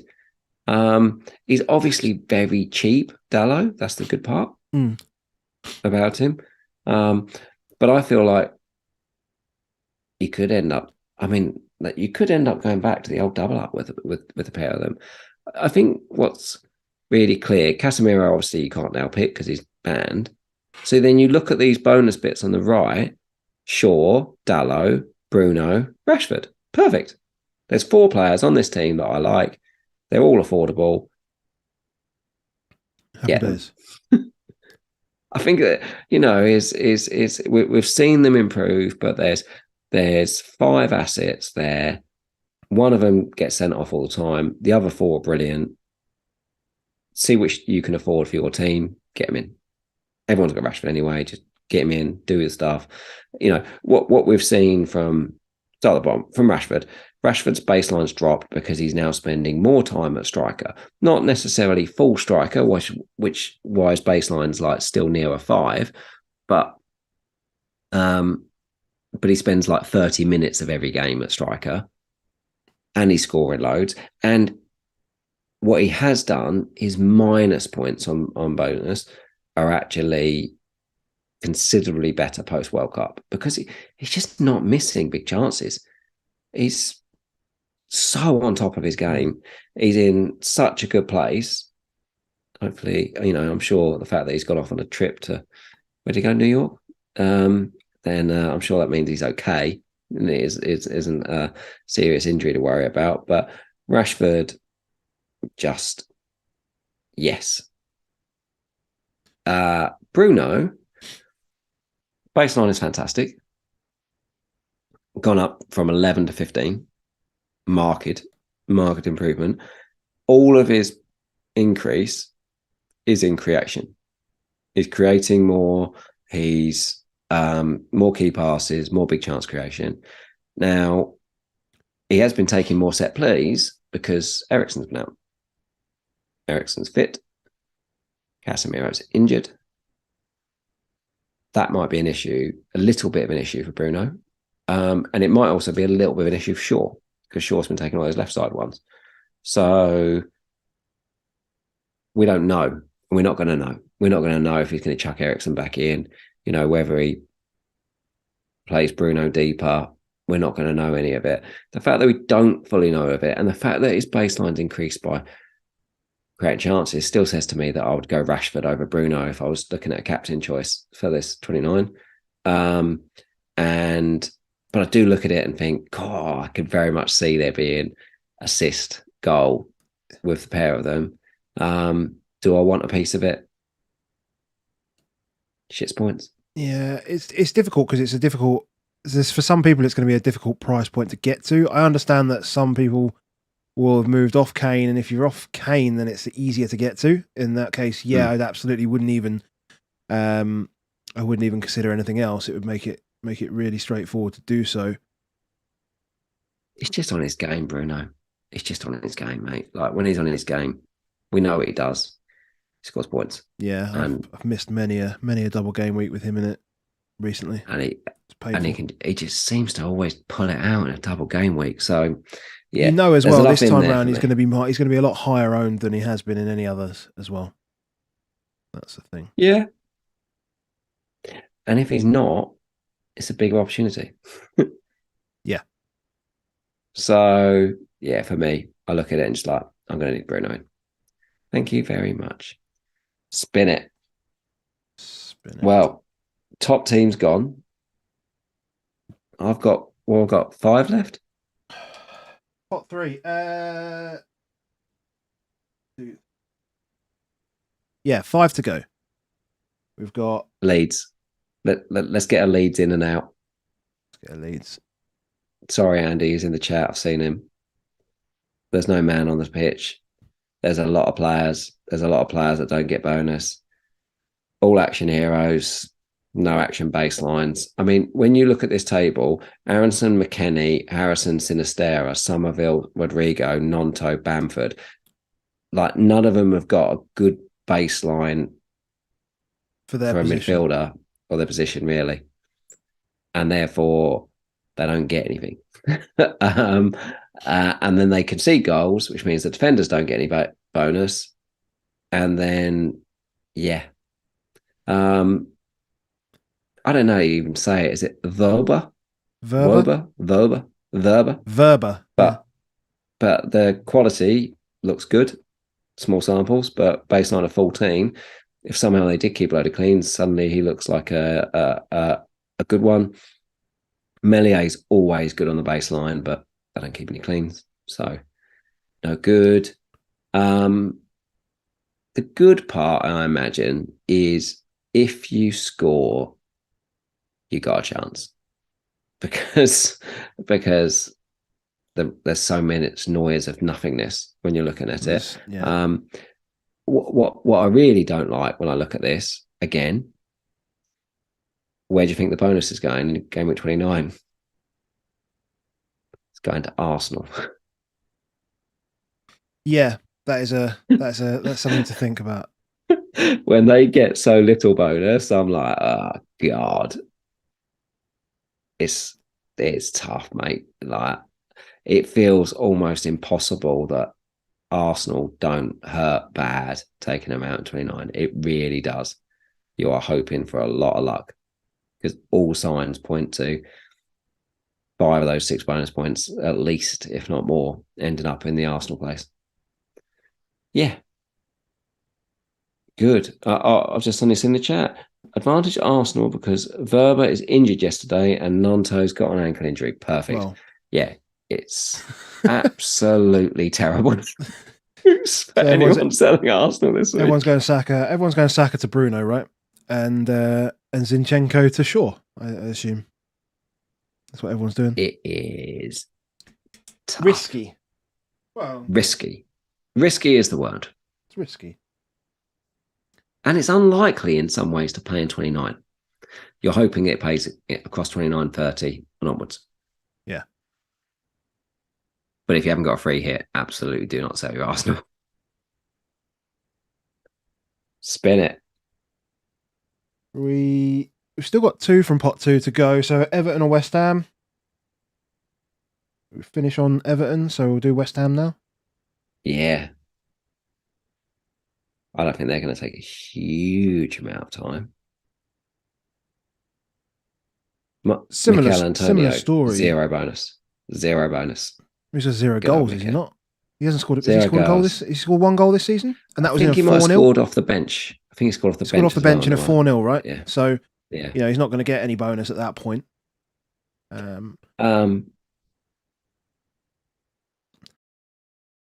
Gamaka, Ings, when the forwards played, they've done all right. Obviously, Ings figure. But as a striker, he's a very good striker. He's a very efficient striker. He does the good stuff. If Ings starts scoring, he gets bonus. He's done that at Southampton. He's done that at Villa, and he'll do that at West Ham. So,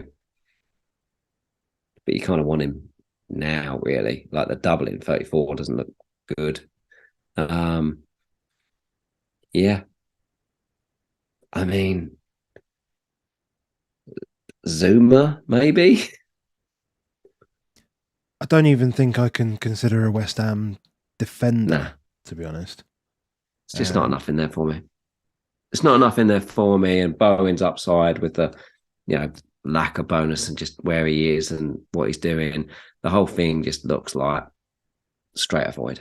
Yeah. So fixtures are horrific, by the way. The 29. They've got lots of them though. They've got some double. They've got double. I think you've got to go now. Arsenal, Liverpool, City, and United in the next 7 games. Yeah, basically. You'd have to do it now. Yes, which I don't think we're doing. No, there's enough stuff to do. So we move on. Other than we know that, there's not a lot. Cresswell, the time might be over. A bit like we're looking at Matip. Matip's always been king of the world on baseline. Cresswell's also been the same, and it's now starting to decline. It's legs. It's other people taking the things that he's taking. So you've got your Ben Rama and those guys taking set pieces, etc., where he would as well. So I think it is time for him. Out to pasture. That's back to pasture. Bit harsh, isn't it? Yeah, a little bit. Right, and that's the last pot 2. So we're on pot 3 after this. So no more wheel. We don't even need the wheel because we've been left with all the pot 3 teams. And then we've got the South Coast pair left. Bournemouth and Saints to go. Yes, we do. Is that all we have left? Yeah. Yeah, that is. Cool. Okay, Everton. Strikers are bad. They don't even play, or they don't score, they don't do anything. Gray's been appalling for 2 seasons now on bonus, just doesn't get bonus. He's completely allergic to it. The good part is like Decore suddenly sneaking in as like, he's been that before. That's not the first time where Decore has been strong because he's sort of an all-action hero, but then actually also scores the odd goals. But you feel like he obviously has to get stuff to, like most midfielders anyway. I suppose you have to get stuff, and I still don't think he's going to be the the key focal. You're never giving up a midfield spot for Decore. No, absolutely not. You're not. No chance.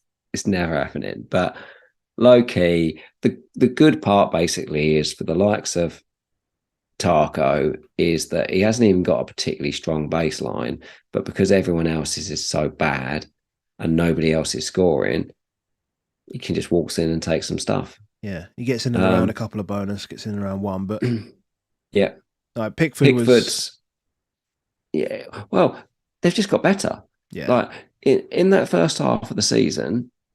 So he played 13 games and he made 120 saves.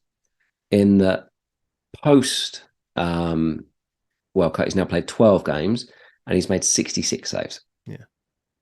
So one less game, half the number of saves. Half the number of saves, baseline falls through the floor. He's no longer a bonus magnet. So, yeah, unless they get really bad again, which they're capable of, then we're not going to go there. But just as a team, just chuck them in the bin. See you later. And that was pot Sorry, two. Steve. That's their pot two. Pot two. He's only goes downhill from here. So we'll go Bournemouth next. Yeah, we've got the choice now, haven't we? We got the two. Only got the two. I've cut a load of players out from this because I'm like, how many players could we possibly pick from Bournemouth? And the load again, low minutes ones and do all the rest of it. There's some key assets for them. Neto in goal.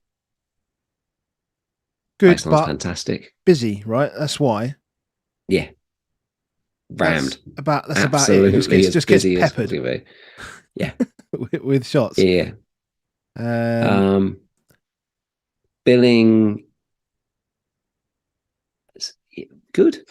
like it's a solid baseline around 9, since and therefore if you're a handy goal scorer, you move on to 27 if you score. So if it's a winning goal, which they don't often win, but if it was, then it'd be right. It was in the mix against Liverpool, and there's your example right there. Literally that. Yep. Tavernier just hasn't played any games, so he's played one game and got 2 bonus. So Tavernier, is that how you pronounce it? What is it? Tavernier. I think Tavernier sounds more fun. It does. Somebody tell Tavernier. us in the chat. Somebody tell us either in the live chat or in the comments. Marcus Tavernier. Tavernier. Tavernier. Yeah. Tavernier. I would have that the same as the guy. What was the old drink? There was an old hand Paul ale. I remember hearing. I didn't do this one. I will point out this one. I promise. But someone called it Bombardier rather than Bombardier. The old hand Paul ale. There used to be a pint of Bombardier. But I used to like in the public. Amount of people used to go Bombardier. I think I've just gone full Bombardier on Tavernier. I think that's exactly what you've done. I think that's exactly what I've done. And then. But isn't Tavernier a defender? Is he not? Is he a midfielder? No, he's a midfielder. Again, I'm thinking of bloody James Tavernier. Apparently, I've got some late news. Conte's actually gone. No. Oh, really? Actually gone whilst on pod. Oh, that's not fair. We need to interrupt this broadcast to celebrate. Club announcement. There's the picture. No way. How is that not gone into WhatsApp? Like no one. It's such a relief. Club announcement. Such a relief. It's a new image as well. It's no new image. Obviously, it's too busy. No one can get in it, all that stuff. But yes, that is. Well, so we don't know what it means for Tottenham yet. Who knows, mate? Ryan Mason. We scored shit tons of goals under Mason. Is that actually true? I don't know. I heard it and I just didn't want to fact check it because it sounded good. I'll be honest. Right, back to Bournemouth. Because we've got Bournemouth and Southampton, then we're out of here, so we can go and start chatting about Conte not being there. Billing's probably the asset, but again, you're never getting on the midfield spot. Solanke, whatever you doesn't score goals. If he doesn't score goals, then what's the point? Yeah. Southampton. Because we don't care anymore. We're like, yeah. No, but it is bad anyway, right? Like, Ward-Prowse is a good player and has a decent baseline and scores good free kicks and basically carries the entire team. But outside of that, they just don't score enough goals. Defensively, No. getting a little bit better from just slightly better. Bazzunu's baseline is bad because he doesn't save anything. I think he's still the worst. I think he overtook Ward as the worst he's bad keeper in the league from a goals on target perspective or expected goals on target perspective. So. He is bad. But Bella Koshop's a good defender, so I'm quite pleased to see him. He's done okay with some of those. Ward Prowse, we've talked before about the fact that he's not as deep as he was, but that baseline's actually lower than he's normally always every season, like 15s plus. Is that just the teams worse around him? I don't know. Maybe it is. Maybe it's that no one's getting on the end of the crosses, basically, or maybe it's no one's even making the runs, so he's making more difficult passes, and maybe generally the team is just bad. He's still, if he scores, he's good. Yeah, I think it's just the team's bad, and Alcaraz, you can't count it because, like, he scored, then got injured and did all sorts of stupid stuff and all those type of things. Doesn't really count. So basically, Ward-Prowse has it to himself if he does okay. But again, we're not getting midfielder spot. Nope. Cool. So that's that. Cool.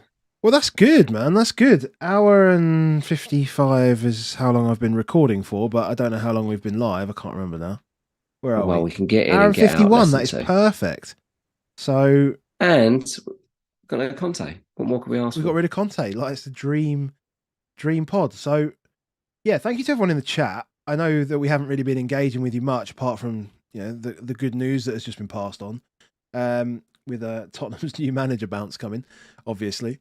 And yeah, as I said, we'll timestamp everything here so that everyone has, you can refer back to it and go and see which team you want to see, etc., etc. And I don't know. There's drop us loads of comments. Like, tell us, what your thoughts are based on certain teams, based on what you've seen. We'll keep the chat going in the YouTube and go from there. And yeah, we'll make the Google Sheet available at some point.